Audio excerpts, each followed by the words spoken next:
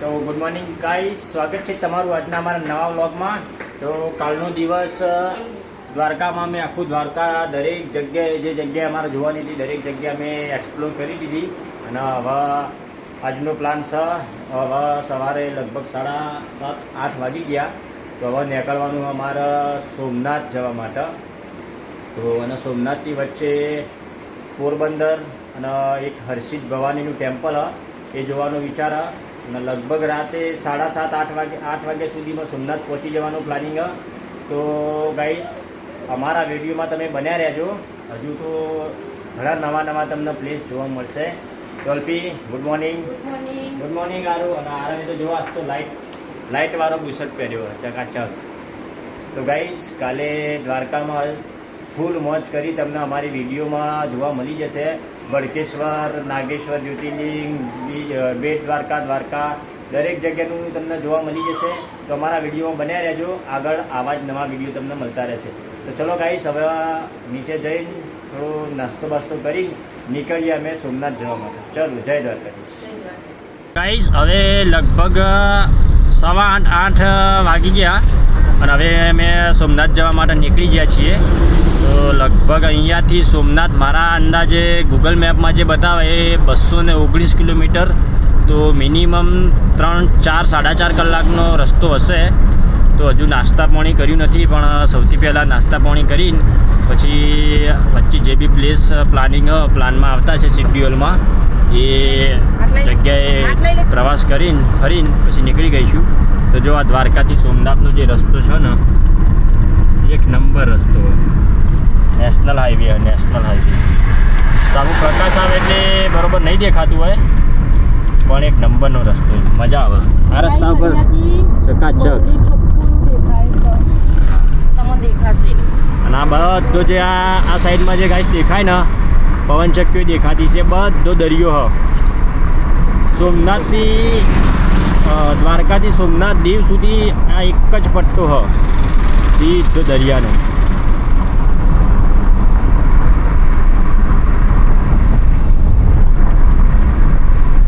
જોઈ લો પવનચક્કીઓ, પહેલાં બહુ પવનચક્કીઓ હતી મોટી મોટી, હવે ઓછી કરી નાખી, કારણ કે વેલિડિટી પૂરી થઈ હોય કાં તો ગમે તે કોઈ ઇસ્યુ થઈ હોય સર્વિસમાં થઈ હોય, બાકી પૂરી મતલબ બધી ઉતારી લીધી ખાસ કરી।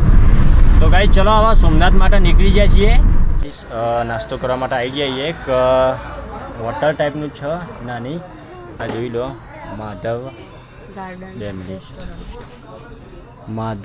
ગાર્ડન રેસ્ટોરન્ટમાં। તો કેમ કે આગળ કોઈ સારી જગ્યાએ મતલબ પ્લેસ સારું હોય, રિસોર્ટ ટાઈપનું જો મતલબ નારિયેલિયો હું એક્સપ્લોર કરી આલું તમને અમે સાંજે। અને અલ્પી જુઓ, અલ્પીએ મગાયા પૌવા અને મીએ મગાયા છે થેપલા અને 2 ચા। તો ગાઈસ તમે જોઈ શકો છો આ દ્વારકાથી સોમનાથ લગભગ દ્વારકાથી 5 કિલોમીટરના અંતરે જશે રેસ્ટોરન્ટ, અને મસ્ત પ્લેસ છે, રેસ્ટોરન્ટ બી છે અને નાસ્તા હાઉસ બી છે। ગાઈસ પૌવા આવી ગયા અને થેપલાની હજી વાર છે, ત્યાં સુધી પૌવાનો નાસ્તો કરી લઈએ। તો ગાઈસ હવે નાસ્તો કરીને નીકળી જાય છીએ સોમનાથ જવા માટે। એટલે દ્વારકા સોમનાથનો જે રસ્તો છે ને, કોઈ દિવસ બોરિંગ તમને ફીલ જ ના થાય, કારણ કે એટલો મસ્ત રસ્તો, એક નંબર। અને બીજું આજુબાજુ એક દરિયાના કિનારેથી રસ્તો, કોસ્ટ લાઈન કહીએ ને એ રીતનો રસ્તો, એની જમણી સાઈડ દરિયો અને આજુબાજુ જે રસ્તા ઉપર ફૂલ ઝાડ છોડ વાયેલા હોય, આરસીસીનો રસ્તો, કોઈ બમ્પ નહીં, કશું જ નહીં, કોઈ ખાડો નહીં, અને જે પવનચક્કીઓ આવે ને એક નંબર મજા આવે। તમને નજારો જોઈને જ તમે ખુશ થઈ જાઓ કે મારું વારંવાર આવ્યા જેવું એક જોઈ લો ખાલી તમને આગળ જે પવનચક્કીઓ દેખાય ને, આ તો ઓછી થઈ ગઈ, બાકી ઓનાથી વધારે હતી નહીં બી। તો ગાઈસ અમે દ્વારકાથી લગભગ 10-12 કિલોમીટર, તો કેટલું 25 કિલોમીટર એટલે પણ આ વચ્ચે રસ્તો પણ લગભગ 20 કિલોમીટર અંતર વચ્ચે એક મસ્ત જોવાલાયક સારી બીચ આવે, જે આ ઓખા મઢી કરીને પ્લેસ એ કાચબા ઉછેર શું કહેવાય, કાચબા ઉછેર કેન્દ્ર તો લગભગ આમ હું 6ઠ્ઠી વખત આવ્યો, પણ કોઈ દિવસ આ જગ્યા ઉપર આવ્યો નહોતો એટલે મેં કીધું ચલો ફાઇનલી આજે એક ચક્કર મારી લઈએ. તો ગાઈસ જો આ બીચ હ એક નંબર શાંત બીચ છે, એક નંબર. કોઈ પબ્લિક એટલી બધી દેખાતી નહીં અને આયા જેવું સાહેબ. જો શાંત વાતાવરણ, જે લોકોને મીડિયમ મતલબ કે કોઈ ઘોંઘાટવાળું નહીં, ઓછી પબ્લિકવાળી જગ્યાએ ખાલી આંટો મારવા જવું હોય ને તો સારામાં સારો પ્લેસ છે. જોઈ લો તમે યાર.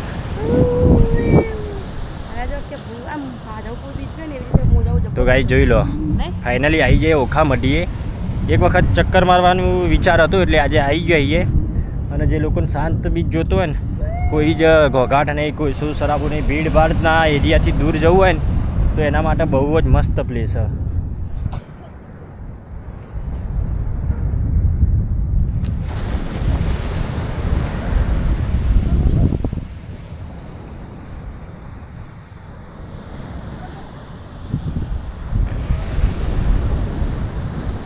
તો ગાઈસ જો આ કાચબાના નાના નાના બચ્ચા અહીંયા એમનો ઉછેર થાય છે અને પછી હવે આગળ ખબર નહીં એની પ્રોસેસ શું થતી છે. કાં તો કોઈ ઝૂમાં મોકલવામાં આવતા હશે, કાં તો પછી એમને ફરીથી દરિયામાં પાછા મૂકી દેવામાં આવતા હશે. પણ એની કંઈ મને બી ખબર નથી. પણ નાના નાના બચ્ચા છે, તમે જોઈ શકો છો.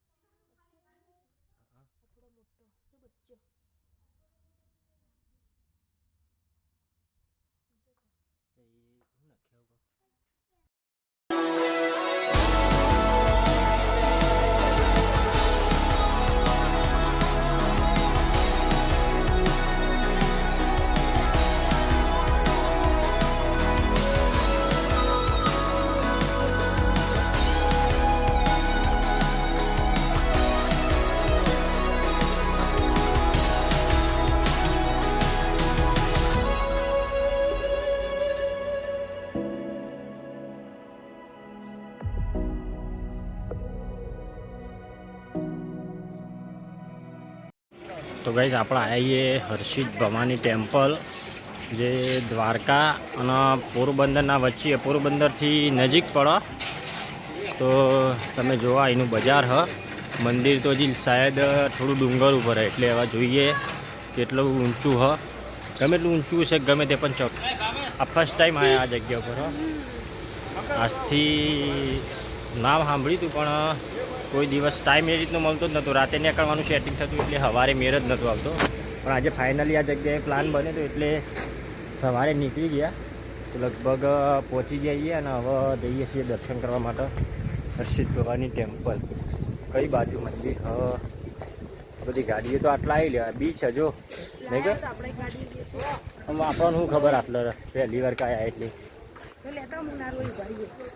ના ના ચાલશે હોતું નહીં યાર. ના આટલા આવ્યા ના એટલે. તો ગાઈસ ચલો હવે માતાજીના દર્શન કરી લઈએ, અને જો રેકોર્ડિંગની મને ના હોય તો તમને બી દર્શન કરાવી દઈએ. તો ગાઈસ હર્ષિદ ભવાની માતાજીના દર્શન કરી લીધા. જાણવા એવું મળ્યું કે જે હર્ષિદ ભવાની માતાજી એ કૃષ્ણ ભગવાનના કુળદેવી છે. તો ઘણા ટાઈમથી મારા અહીંયા આવવું હતું ને ફાઇનલી આજે આવી ગયા. જે ડુંગર ઉપર જે જૂનું મંદિર એ તો જોવા નહીં ગયા, પણ જે નેચર મંદિર હતું ત્યાં દર્શન કરી લીધા. અને અત્યારે જો આ બીચ ઉપર આવ્યા છીએ. હજી જે મેન બીચ છે એ આ લગભગ 1 કિલોમીટરના દૂર ઉપર હ. પણ હવે એકન ગાડી લઈને જવાનો વિચાર હ.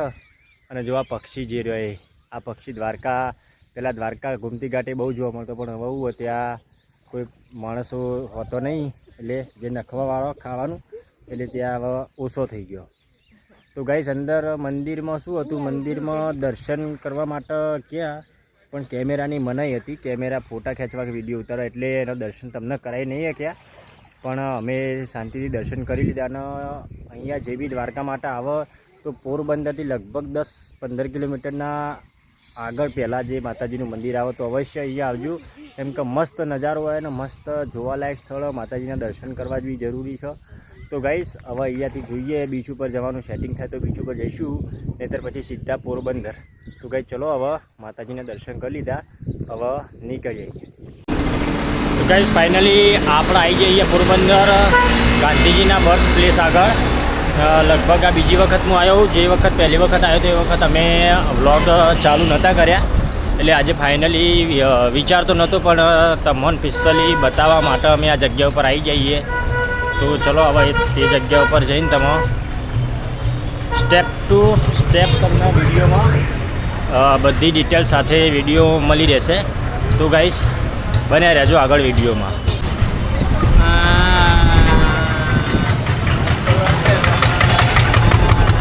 ગાડી પાર્કિંગમાં મૂકીને હવે ગાંધીજીના ઘર તરફ જઈ રહ્યા છીએ. તો બહુ જ મતલબ શું કહેવાય, જૂનું બહુ મકાન, એટલે આજુબાજુનો પટ્ટો રહ્યો ને બધો ટ્રાફિક એરિયા, પાર્કિંગમાં બી જગ્યા નહીં. કારણ કે લગભગ હવે ગાંધીજીનો જન્મ કઈ સાલમાં થયો તો એ મને બી નહીં ખબર. બધું જૂનો એરિયા છે ને એટલે ટ્રાફિક હોય આજુબાજુ.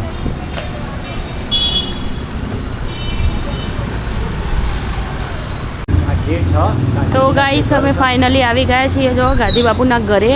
અરે ગેટ અંદર જવા માટેનો. ચલો તને અંદર જઈએ. હા ચપ્પલ કાઢવા પડશે, અહીંયા કાઢવા તો પડશે.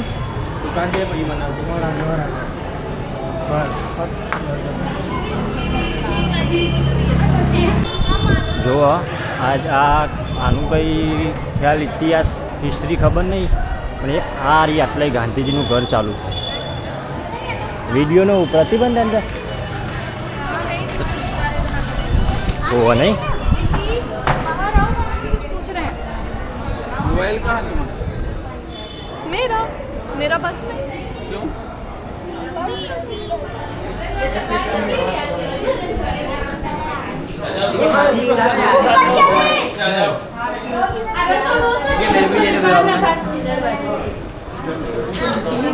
घंटी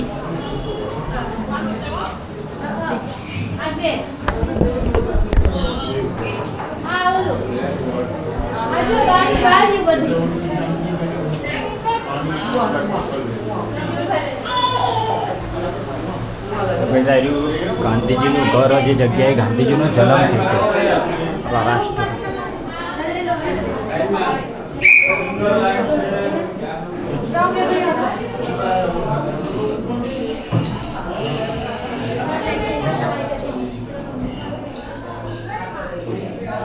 रास्ता है, भीड़ लग जाएगी तो ऊपर से नीचे आने में 30 से 40 मिनट ટ્રાફિક આપણે પેલી વખત આટલી બંધ હતું, ઉપર જો ચાલુ હતું નહોતો જો બંધ, ફોન ચાલુ હતું. ભાઈ જોવા ગાંધીજીનું ઘર લગભગ આજથી કેટલો ટાઈમ થઈ ગયો એ મને બી ખબર નહીં. કીર્તિ મંદિર સંચાલિત સમિતિ, ગાંધીજીના દાદીમાનો રૂમ આવ્યો જો. તો ગાઈસ આ જે રૂમ રહ્યો ગાંધીજી ખરા ને એમના દાદીમાનો રૂમ છે એવું અહીંયા લખેલું હોય. તો ફાઇનલી કેટલું ઠંડુ લાગે અંદર જો. તો ગાઈસ અત્યારે જે આપણો મોડર્ન ઘરમાં ધાબા હોય એના કરતાં બી અત્યારે તમે જુઓ આ કેટલું જૂનું હશે ને, એટલે એકદમ ઠંડુ વાતાવરણ લાગે.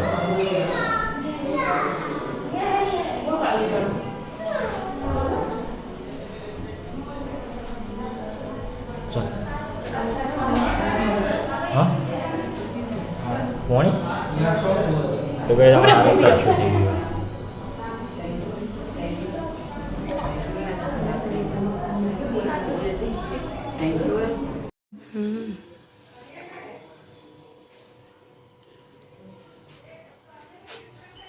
શું કિચન જેવું લાગે ને આમ તો. ये भी ओरिजिनल बनाया है. હજી ત્યાં જો પોણિયારું હો, ગોળો ને એવું મેકવાનું પોણિયારું લાગે ને કે. બાલ્કની છે મસ્ત ગાઈસ. જો બાલ્કની યાર મેદાન છે.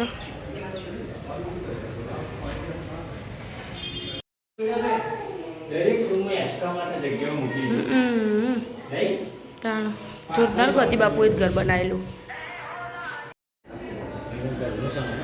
તોરણ ને એવું બધું કેટલું મસ્ત ને.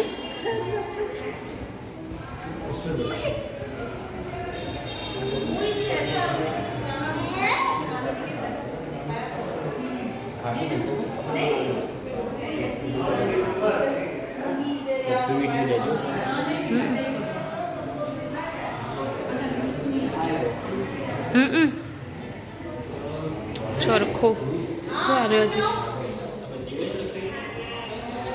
હા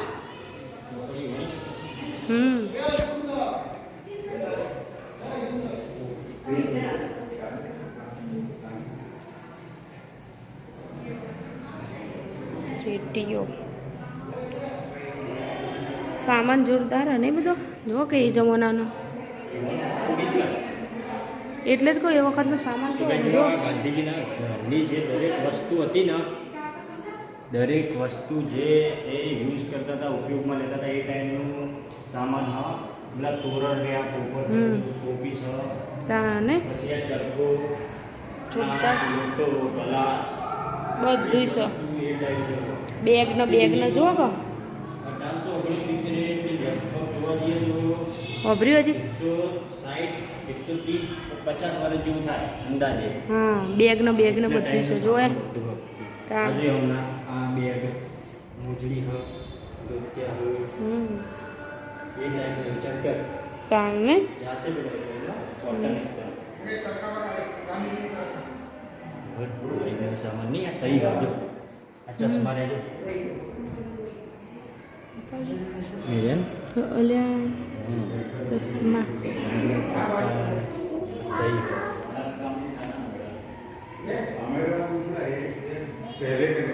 ચાલુ કરે કામ આપ્યું 1945.